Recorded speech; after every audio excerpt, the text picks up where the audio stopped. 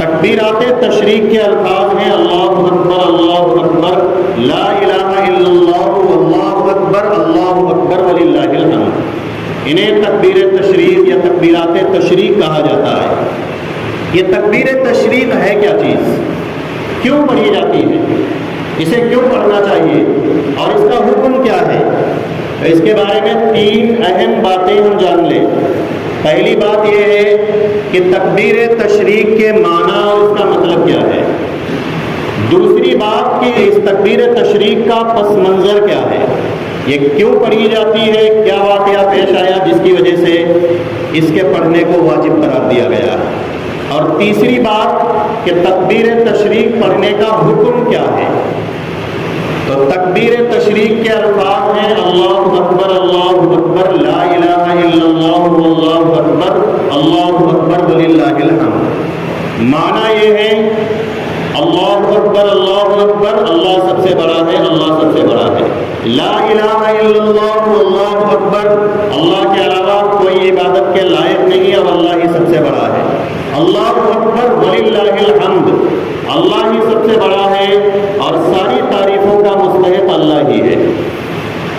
اور مطلب یہ ہے کہ ایک ایمان والا، ایک مسلمان ان دنوں میں 5 مرتبہ روزانہ اس بات کا اعلان کرتا ہے کہ دنیا کی کوئی بھی طاقت ہو اس کی کوئی حیثیت نہیں ہے، دنیا کا کوئی بھی متکبر انسان ہو اس کا تکبر کوئی معنی نہیں رکھتا ہے، دنیا کا کوئی بھی مغرور انسان ہو اس کے غرور کی کوئی حیثیت نہیں ہے، دنیا کا کوئی بھی حکمران ہو اس کی حکومت اور سلطنت کی کوئی حیثیت نہیں ہے۔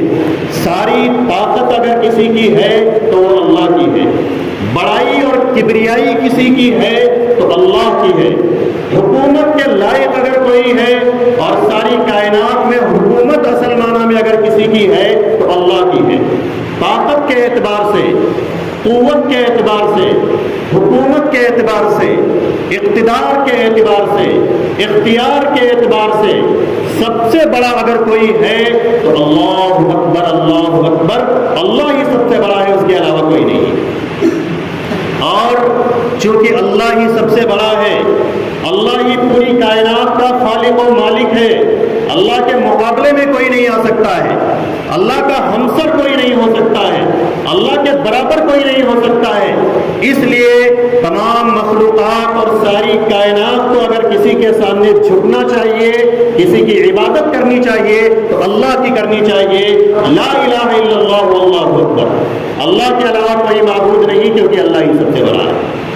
اور چونکہ اللہ ہی سب سے بڑا ہے، تمام خوبیوں کو دینے والا اللہ ہے، تمام کمالات کو عطا کرنے والا اللہ ہے، ہر ہنر دینے والا اللہ ہے، اس لیے تمام تعریفوں کا مستحق بھی اللہ ہے، اللہ کے علاوہ کوئی تعریف کے لائق نہیں ہے۔ اللہ اکبر وللہ الحمد، اللہ ہی سب سے بڑا ہے اور تمام تعریفوں کا مستحق اللہ ہے۔ تو یہ ہے تکبیر تشریق کے معنی اور تکبیر تشریق کا مطلب۔ اب اس کا پس منظر کیا ہے، یہ کیوں ہم پڑھتے ہیں تکبیر تشریق؟ ہر فرض نماز کے بعد اسے کیوں واجب قرار دیا گیا ہے؟ تو اس کا پس منظر یہ ہے کہ اللہ کے جلیل القدر پیغمبر حضرت ابراہیم علیہ السلام نے اللہ کے حکم پر جب اپنے لاڈلے بیٹے حضرت اسماعیل کو قربان کرنے کے لیے لٹایا اور ان کے گلے پر چھری چلائی تو اللہ کے حکم سے چھری نہیں چلی، آواز آئی یا ابراہیم قد صدقت الرؤیا، اے ابراہیم بس کرو، تمہارا خواب سچ ہو گیا، ہم نے تمہیں حکم دیا اور تم نے اس حکم پر عمل کیا تو تم نے خواب کو سچ کر دکھایا۔ اور پھر اللہ نے حکم دیا تو حضرت جبریل جنت سے میڈھا لے کر اترے۔ جب حضرت جبریل جنت سے میڈھا لے کر آ رہے تھے تو اوپر ہی سے آواز لگائی اللہ اکبر اللہ اکبر۔ حضرت ابراہیم علیہ السلام نے جب یہ منظر دیکھا کہ جبریل میڈھا لے کر آ رہے ہیں تو انہوں نے آواز لگائی لا الہ الا اللہ واللہ اکبر۔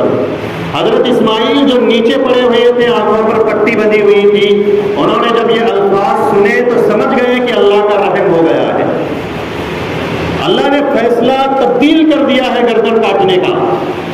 انہوں نے نیچے سے کہا اللہ اکبر وللہ الحمد۔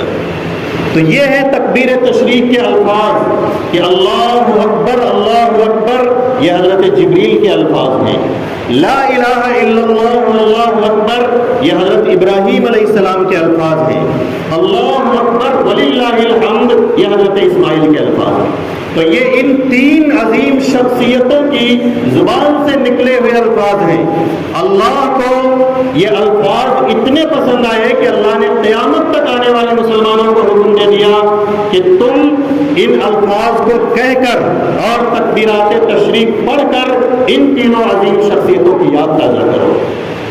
تو یہ ہے تکبیر تشریق کا پس منظر کہ تکبیر تشریق جو ہے کیوں پڑھی جاتی ہے، واقعہ کیا ہے، پس منظر کیا ہے، اور تکبیر تشریق کا حکم کیا ہے. تو حکم یہ ہے کہ ہر عاقل و بالغ مسلمان پر 9 ذی الحجہ کی فجر سے لے کر 13 ذی الحجہ کی عصر تک ہر فرض نماز کے بعد اس تکبیر کا پڑھنا واجب ہے. مردوں پر بھی واجب ہے اور عورتوں پر بھی واجب ہے. فرق یہ ہے کہ مرد جو ہے بلند آواز سے پڑھیں گے اور عورتیں آہستہ آواز سے پڑھیں گی. مرد اتنی بلند آواز سے پڑھیں کم سے کم کہ جو پڑوس میں ہو اسے آواز چلی جائے، وہ سن لے. جماعت سے نماز ہو رہی ہے تو امام بھی پڑھے اور مقتدی بھی پڑھے. بسا اوقات ایسا ہوتا ہے کہ امام کی پوری توجہ چونکہ نماز کی طرف ہوتی ہے تو یاد نہیں رہتا ہے، تو مقتدیوں کو چاہیے کہ بلند آواز سے پڑھے تاکہ امام کو بھی یاد آ جائے، وہ بھی پڑھ لے. اگر کسی کی رکعت چھوٹ گئی ہے، اپنی رکعت پوری کر رہا ہے، تو جب رکعت پوری کرے گا سلام پھیرے گا، اس کے بعد بلند آواز سے تکبیر پڑھے گا. اسی طریقے سے اگر کوئی تنہا اپنی فرض نماز پڑھ رہا ہے، جماعت سے نہیں پڑھ رہا ہے، تو اس کے لیے بھی واجب ہے کہ یہ تکبیر فرض نماز کے بعد پڑھے. تو یہ تکبیرات تشریق ہیں.